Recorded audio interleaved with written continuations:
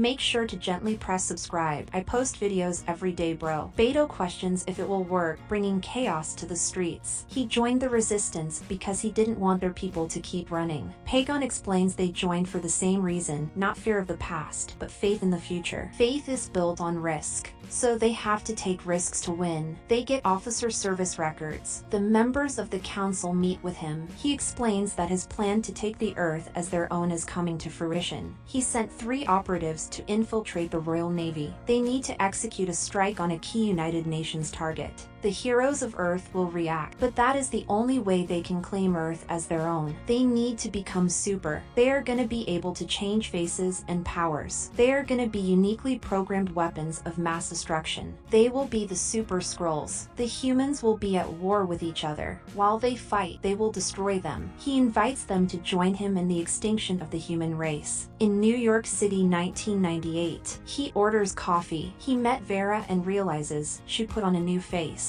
Nick is cooking. Chris Steams, a politician, wants people to load their guns and get ready for World War III. She doesn't know why he listens to Chris's poison. He says a broken clock is right 2 times a day. She questions why Nick came home because it has been several years. She never got frustrated with him leaving because he is Nick Fury, but he came back because he is retired. He doesn't care for golf. He thinks of taking up revenge as a pastime. He questions if she had been in touch with Gravik while he was gone. She doesn't know why that is important. He wants to make sure he knows who she has become while he was gone. She explains that she became a widow in his absence, grieving every night and crying to her pillow. When she thought the heartbreak was over, he had come back from the blip. She thought they were going to patch up all the pain together, but he just up and vanished, but this time it was voluntary. She explains that she became herself in his absence, the person she was before she met Nick Fury. There was no other choice because he kept disappearing like he was never there. She gets a call. She tells them she doesn't have the information. She walks away. He thinks about going through her phone. Jaya wakes up to Gravik. He questions how Brogan knew where their safe house was if he wasn't there for the conversation. Only he, Jaya, Beto, and Pagon was in the car when it happened. Jaya says that he probably made an educated guess on their whereabouts. She explains that she would lie because she is a good liar. She says it had to be Brogan. He was weaker than he thought. He agrees, saying he will see her tomorrow early. He is coming with her. They take a jet. He tells her Talos call for a parley. They are meeting on the grounds of Jaya. The UN plane is on schedule. Gravik leaves to go into a building. Jaya texts the Neptune submarine to a number. He meets with Talos. Gravik likes the painting because it captures society. The fat politicians stand around while the soldiers go to war and die. He explains that having the choice between his history written in blood or oil paintings. He chooses blood every day of the week. He is willing to sacrifice everyone else's blood too. They get cappuccinos. He likes a bit of espresso in his sugar. Talos wants him to stand down and stop murdering innocent humans. He wants to put Talos out of his misery. They think about doing an honor meeting, but challenging a subordinate to a duel is unprofessional. He asks if he wants to say hello to Jaya. He explains that he should be grateful he hasn't sent her back to him in a body bag. He goes to choke him,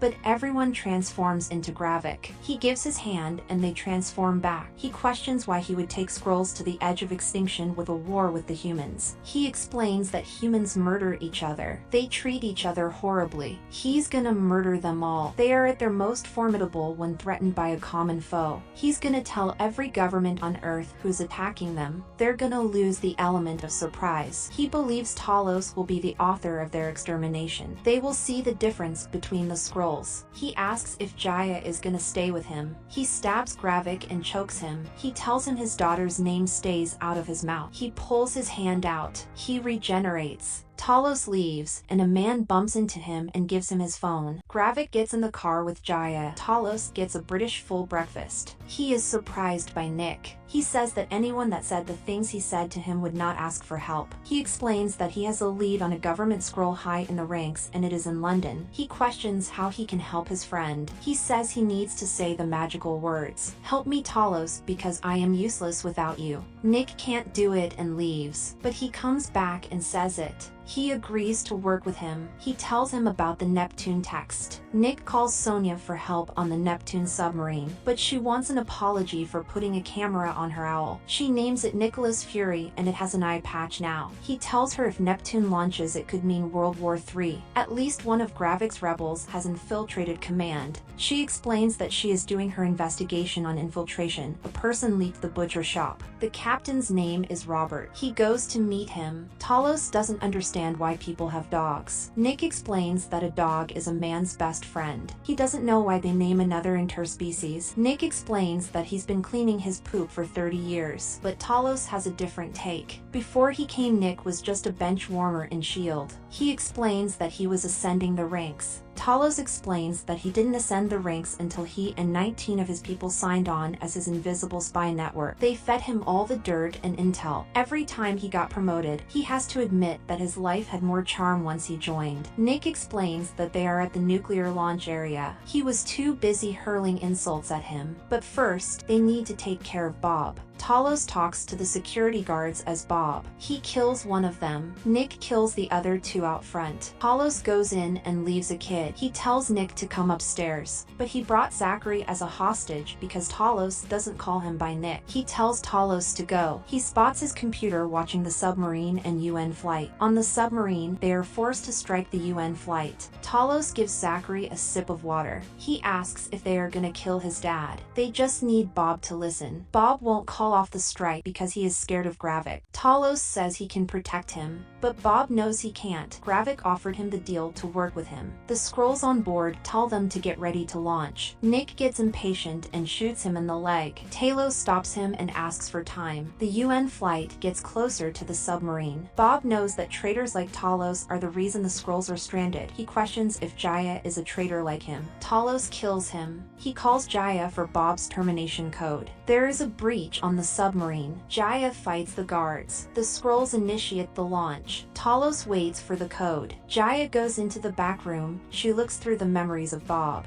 She tells him the code. She quickly runs back. They all initiate and the launch is underway. He calls in to tell them to abort. The code word is Zachary. They abort the launch. The Skrulls fail. The flight passes. Jaya sneaks out. She takes her motorbike. Nick questions why he didn't take the deal to work with Gravik. He explains that he's not with Gravik because he is with him. Jaya escapes into the forest on her motorbike, but a car starts and she falls over. She explains that finding the traitor was worth the plane failing. She forces him to look at her when he kills her. He shoots her. She shifts back into a Skrull. He drives off. Vera takes her keys. She takes a train. She takes out a safety deposit box. She takes out the paper bag and a gun is inside. She gets a call. She is told to go to St. James Church. She wants to talk to Gravik. Thank you for subscribing. Make sure to gently press subscribe. I post videos every day, bro.